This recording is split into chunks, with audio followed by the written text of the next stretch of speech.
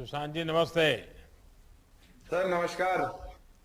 सुशांत जी, sir. मुझे बताया गया कि दिल्ली की प्राइवेट कंपनी में आप काम करते थे और ये जी सब सर। छोड़ छाड़ करके आप फिर पहाड़ों में चले गए और खेती जी करने का जी सर। विचार आपको आया, ये कैसे हुआ?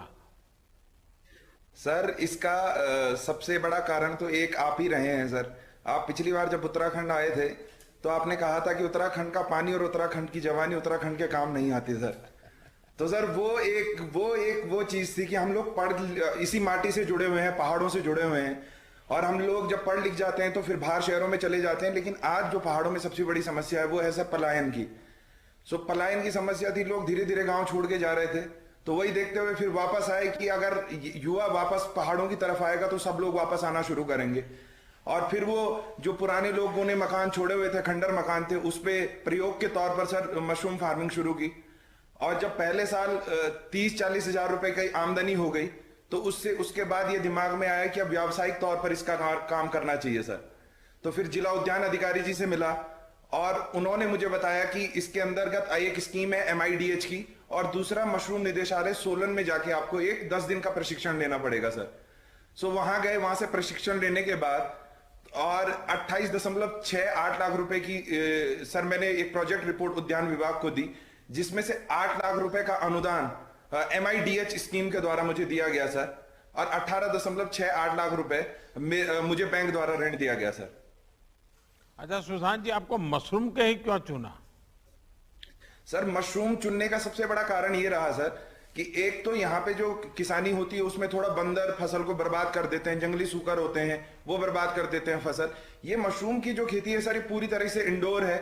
और तो इसलिए, और एक और मुख्य जो सबसे बड़ा कारण है सर, ज्यादातर मशरूम की खेती कंट्रोल्ड एनवायरनमेंट में की जाती है, AC लगाए जाते हैं टेम्परेचर मेंटेन करने के लिए। लेकिन हमारे यहाँ पे जो सबसे अच्छी चीज है सर, 9 महीने तक इसकी जलवायु इसको प्राकृतिक तौर पर इसको सपोर्ट करती है। तो ये फैसला इसलिए लिया गया सर। देखिए, आपको मालूम होगा हिमाचल में सोलन मशरूम जी सिटी के नाम से जाना जाता है। जी अब सर। जी आपने सर। भी जी अपनी सर। एक पहचान बनानी चाहिए, तो और भी किसान जुड़े हैं क्या इसमें? सर बहुत ये सबसे अच्छी बात रही है सर कि बहुत सारे लोग आते हैं। और अभी तक टिहरी के आसपास ही कम से कम 3-4 छोटी छोटी यूनिट बनना शुरू हो गई हैं सर, जिस जिले में मैं हूं। उसके अलावा हम किसानों के लिए जो बहुत ज्यादा पढ़े लिखे नहीं है सर, बहुत ज्यादा साक्षर किसान नहीं है, तो उनको हम एक चीज का अश्योरेंस देते हैं कि आप सिर्फ मशरूम उगाइए। अगर आपको कहीं मार्केटिंग में किसी भी प्रकार की कोई समस्या होती है तो वो हम आपका प्रोडक्ट मार्केट करके जाएंगे, आप उगा के हमें दे दीजिए, हम आपका मशरूम बेच के आएंगे सर।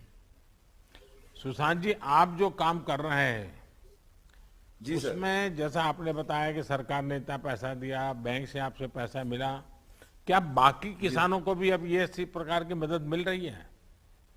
जी सर, बिल्कुल मिल रही है सर, क्योंकि हॉर्टिकल्चर की MIDH स्कीम जब भी उद्यान अधिकारी गांव में भी आते हैं तो वो भी लोगों को इस प्रकार बताते हैं। और सबसे अच्छी चीज ये होता है सर कि जितने भी पुराने, जैसे अब मेरी यूनिट को 2 साल हो गए हैं सर, तो हर एक किसान को वहां से मेरा नंबर दे दिया जाता है, जिसको अगर कोई प्रशिक्षण भी लेना है और क्या क्या फॉर्मेलिटीज होंगी उसके लिए, वो सारा का सारा उसको बता दिया जाता है सर हमारे द्वारा।